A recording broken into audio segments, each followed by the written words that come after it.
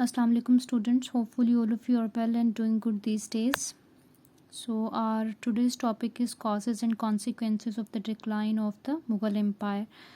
इस टॉपिक में हम ये पढ़ेंगे कि मुग़ल एम्पायर जो था उसका डिक्लाइन कैसे हुआ, क्या रीज़न्स थी, क्या वजूहात थी, क्या रिज़ल्ट्स आए उनकी कुछ ऐसे काम की वजह से, कुछ ऐसी परफॉर्मेंसेस की वजह से जिसकी वजह से मुग़ल एम्पायर जो था उसको डिक्लाइन फेस करना पड़ा।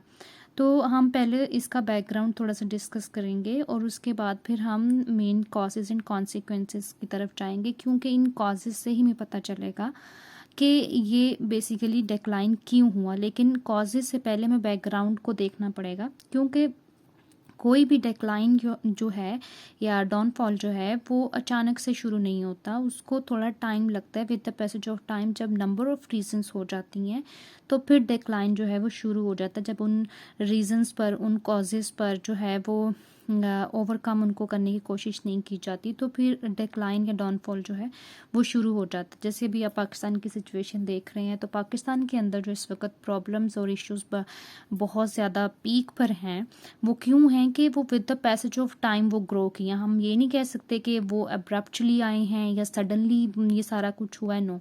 With the passage of time जब उन सारी प्रॉब्लम्स को सरकमस्टांसिस के ऊपर ओवरकम नहीं किया गया, तो जो प्रॉब्लम थी वो बढ़ती गई with the passage of time और इवेंचुअली वो अब पीक पर है। तो इसी तरह से जो मुग़ल एम्पायर है उसका डिक्लाइन भी with the passage of time जो था वो शुरू हुआ, सडनली नहीं हुआ। सो सबसे पहले हम आते हैं कि मुग़ल एम्पायर जो है वो कैसे स्टार्ट हुई। तो बाबर, ज़हीरुद्दीन बाबर साहब जो थे वो सेंट्रल एशिया से आए, जो कि अब आप उसको उज़्बेकिस्तान के नाम से, फ़रगाना वैली को उज़्बेकिस्तान के नाम से अब जानते भी हैं।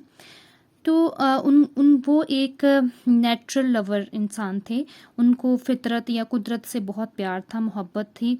तो वो चाहते थे कि वो अपनी टेरिटरी को एक्सपैंड करें, ठीक है, अपने इलाके को, अपने एरिया को एक्सपैंड करें। गो कि उन्होंने उज़्बेकिस्तान में भी बहुत ज़्यादा ये कोशिश की अपने एरिया को एक्सपैंड करने की, लेकिन with due to some reasons वो ऐसा नहीं कर सके। उन्होंने कोशिश भी की, कामयाब भी हुए, लेकिन दोबारा उसके ऊपर अटैक हो गया और वो सारे सर्कमस्टांसिस की वजह से वो सब कुछ छोड़ छाड़ के यहाँ पर आ गए, सब कॉन्टिनेंट के अंदर। और यहाँ पर जो है उन्होंने फर्स्ट मुग़ल एम्परर जो थी उसकी बुनियाद रखी, और वो फर्स्ट मुग़ल एम्परर थे। फर्स्ट जो मुग़ल एम्पायरशिप थी वो इनसे स्टार्ट हुई। ज़हीरुद्दीन बाबर साहब जो थे उन्होंने अपनी जब यहाँ पर सब कॉन्टिनेंट के ऊपर हुकूमत कायम की, तो उसके बाद तकरीबन 4 साल तक वो यहाँ पर हुकूमत करते रहे। और यहाँ पर जो है वो उन्होंने 1526 फर्स्ट बैटल ऑफ पानीपत जो थी वो लड़ी, और उसके सब कॉन्टिनेंट जो था वो उनके अंडर आ गया, ठीक है। उसके बाद हम आते हैं उनके बेटे हुमायूं की तरफ। हुमायूं जो उनका दौर जो है वो एक बहुत ही ट्रबल ड्रेन समझा जाता है।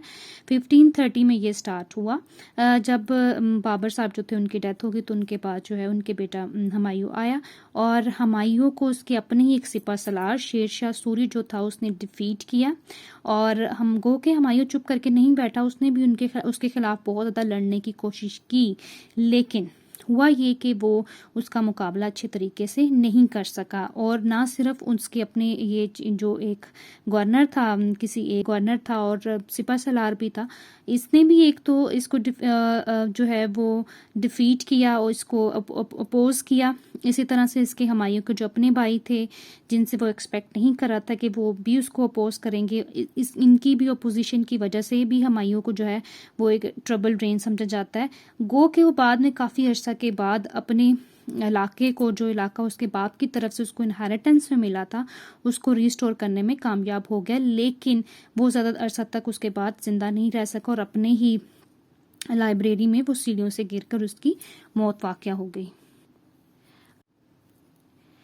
इसके बाद हम आते हैं अकबर की तरफ। अकबर का जो एम्पायर थी या जो सल्तनत थी वो बहुत ज़्यादा एक्सटेंड हुई। हालांकि जब इसने ये सल्तनत का वारिस बना या जानशीन बना, तो उस वक़्त इसकी उम्र सिर्फ़ और सिर्फ 13 ईयर्स थी। और 13 ईयर्स के में इसने पूरी सल्तनत को संभाला।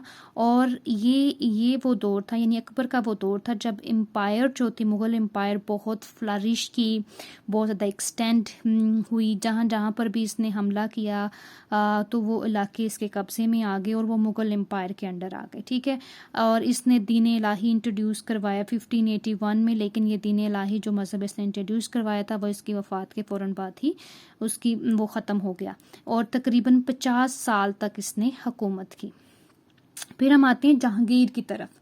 अब जहांगीर साहब जो हैं वो अकबर के बेटे हैं, ठीक है। और ये वही इंसान है जिन्होंने कमर्शियल ट्रीटी जो थी ब्रिटिश के साथ 1615 में जो है वो साइन की थी। गो के जहांगीर को इस बात का आइडिया नहीं था कि ये जो ब्रिटिश ईस्ट इंडिया कंपनी है जो भी कमर्शियल ट्रीटी ये बनाने की कोशिश कर रहा है वो उनके लिए बाद में प्रॉब्लम खड़ी कर सकता है, लेकिन ये इसकी बुनियाद जो थी वो जहांगीर ने रखी। अब जहांगीर का जो बेटा है शाहजहां, उसकी तरफ आते हैं। शाहजहां ने भी एग्जैक्टली जो है वो अकबर की तरह अपनी एम्पायर को एक्सटेंड करने की कोशिश की।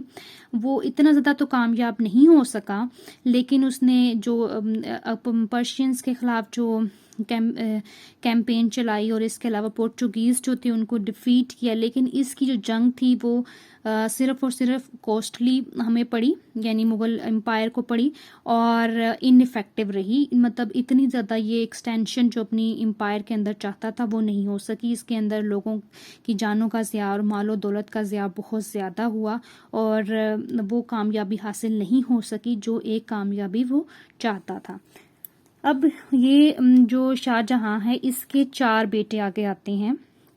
ये जो 4 बेटे हैं वो हैं शाह शुजा, मुराद, दारा शिकोह, औरंगज़ेब। अब ये जो 4 बेटे हैं शाहजहां के, इनके बीच में एक जंग छिड़ गई जब शाहजहां जो था वो बीमार हुआ।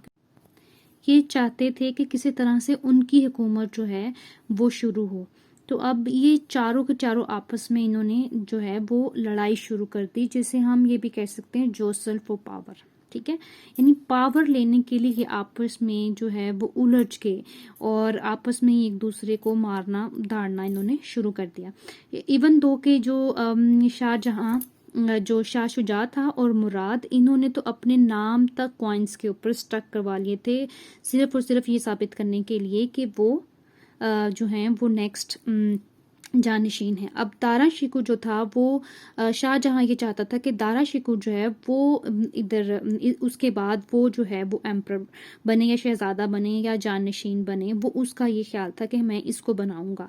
अब मुराद और औरंगज़ेब ये दोनों जो थे इन्होंने मिलकर दारा शिकोह को की आर्मी को जो है वो डिफीट किया और इस तरह से दारा शिकोह का जो एक भरम बना हुआ था कि ये चूंकि इसको एक बड़ी स्किल्ड है आर्मी के ऊपर और आर्मी जो है वो बड़ी अच्छे तरीके से कंट्रोल कर लेता है, उसकी समझबूझ है और ये बड़े अच्छे तरीके से सल्तनत को चला सकता है, वो कॉन्सेप्ट वहीं पर ख़त्म हो गया। तो औरंगज़ेब जो था उसने अपने आप को बहुत ज़्यादा एम्पावर किया और अपने भाइयों को जो है वो पहले इम्प्रिजन किया और उसके बाद फिर इनको जो है वो एग्जीक्यूट यानी फांसी उनको दे दी। और जो शाहजहां थे जो इनके फादर थे उनको सिर्फ और सिर्फ जो है वो जब तक उनकी डेथ नहीं होगी उनको आगरा तक या आगरा में रहने की ही परमिशन दी गई और उसके बाद जो है वो उनको ताजमहल में दफना दिया गया जब उनकी डेथ हो गई। तो यहाँ से बेसिकली एक डाउनफॉल जो था वो शुरू हो गया। आप देख रहे हैं कि मुग़ल एम्पायर के अंदर हर जो भी एम्परर आ रहा है वो ये कोशिश कर रहा है कि किसी तरह से हम एक्सटेंशन दें अपनी एम्पायर को, उसको बढ़ाएं। Now just for the sake of extension in their empire, उन्होंने इस चीज़ को बिल्कुल भी मद्देनज़र नहीं रखा कि उनके फाइनेंशियल प्रॉब्लम्स क्या चल रहे हैं, वह फाइनेंशियली किन क्राइसिस में हैं या उनके पास इतना ख़जाना उस वक़्त मौजूद भी है या नहीं है। लेकिन उन्होंने इस चीज़ को प्रेफर किया कि जितना हम अपने टेरिटरी को एक्सटेंड करने की कोशिश करेंगे हम लोगों की जो एक रोब है, जो एक दहशत है वो बढ़ती जाएगी। तो इस तरह से जो अंदरूनी हालात थे वो इतने ज़्यादा कमज़ोर हो गए कि उनका ऑटोमेटिकली एक डाउनफॉल जो था वो शुरू हो गया। और जितनी भी वार्स हम देखते हैं वो सारी की सारी ही इफ़ेक्टिव नहीं थी, उसमें से कुछ ऐसी भी थी जो बहुत ही बुरे तरीके से डिफ़ीट की गई थी मुगल्स को और वो बहुत कॉस्टली भी पड़ी थी। तो इस वजह से भी लोगों ने जो है वो मुग़ल एम्पायर को पसंद करना छोड़ दिया था, और लोगों के अंदर बैलेंस करना और एम्पायर को बढ़ाते जाना और लोगों का ख़्याल ना करना, पब्लिक का ख़्याल ना करना, उनको वो चीज़ें उस तरह से मैसर ना करना जिस तरह से उनको रिक्वायर थी। तो ये वो कुछ बैकग्राउंड्स थे जो मैं आपके साथ डिस्कस करना चाह रही थी before the causes and consequences of the कि क्या मसले मसाइल हुए कि मुग़ल एम्पायर जो है वो ख़त्म हो गया। तो इसलिए मैंने थोड़ा सा बैकग्राउंड का आपके साथ डिस्कस किया ताकि थोड़ी सी बेस आपके साथ बन जाए, तो नेक्स्ट जो टॉपिक है उसको डिस्कस करना आपके साथ आसान हो जाए। थैंक यू सो मच बच्चों, अल्लाह हाफ़िज़।